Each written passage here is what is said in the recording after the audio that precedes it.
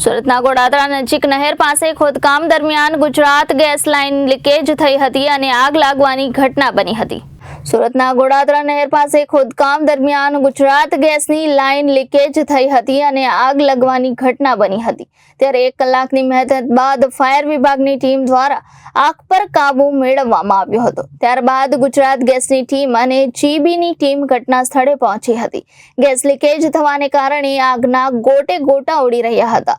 Fire વિભાગની 4 જેટલી ગાડીઓ આવી આગ પર કાબુ મેળવ્યો હતો। ત્યારે સ્થાનિક લોકોને તાત્કાલિક ધોરણે સ્થળ પરથી દૂર કરવામાં આવ્યા હતા। હાલ પરિસ્થિતિ પર કામ મેળવવામાં આવ્યું છે।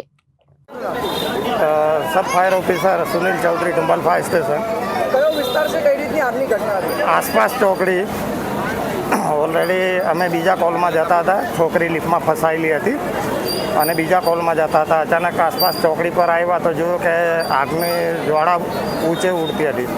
અમને ચોક્કસ કારણ તો ખ્યાલ નહીં હતો, પણ ટ્રાન્સફોર્મર બાજુમાં હતું તો કે ટ્રાન્સફોર્મરમાં આગ લાગી છે। હવે આજુબાજુ દુકાનો હતી, પબ્લિક ઘણું હતું। તો પહેલાં અમે કંટ્રોલને કીધું કે કંટ્રોલ બીજી ગાડીને તમે પેલા રેસ્ક્યુના કોલમાં મોકલો। અમે અહીંયા આગ લાગી છે અને નુકસાન વધારે પાયામાં થાય એવું છે તો અમે ગાડી અહીંયા અમારી રોકી લઈએ છીએ અને બીજી ગાડી તમે ત્યાં રેસ્ક્યુના કોલમાં ડિવાઈડ કરી નાખો। અને પછી અમે ડિંડોલી ફાયર સ્ટેશનને બેકઅપ માટે બોલાવી કે આવીને ચોક્કસ કારણ ખબર પડી કે ગુજરાત ગેસની મેઇન લાઇન તૂટેલી હતી। તો એ હિસાબે પાણીનો મારો સતત ચાલુ રાખવો પડે એવું તો જ્વાળા બીજા માળ સુધી ઉપર જતી હતી અને બાજુમાં ટ્રાન્સફોર્મર હતું। એ હિસાબે અમે આગને કંટ્રોલમાં લેવા માટે એના પાણી મારવા સિવાય બીજો કોઈ ઉપાય નથી એનો।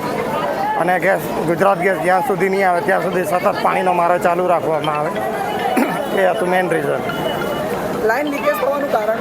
પાછળ મશીનરીથી ખોદકામ ચાલે છે અને એનાથી ડેમેજ થઈને મેઇન લાઇન લીકેજ થઈ ગયેલી હતી। કેટલી ગાડીઓ ઘટના સ્થળે આવેલી? ઘટના સ્થળે 4 ગાડીઓ અવેલેબલ આવેલી હતી, ડિંડોલી ફાયર સ્ટેશન અને ડુમ્બલ ફાયર સ્ટેશન। હાલ અત્યારે પરિસ્થિતિ એકદમ કાબૂમાં છે અને ટોટલ જીબીના માણસો, ગુજરાત ગેસના માણસો અને ફાયરની તમામ ગાડીઓ ઘટના સ્થળ પર ઉભેલી છે।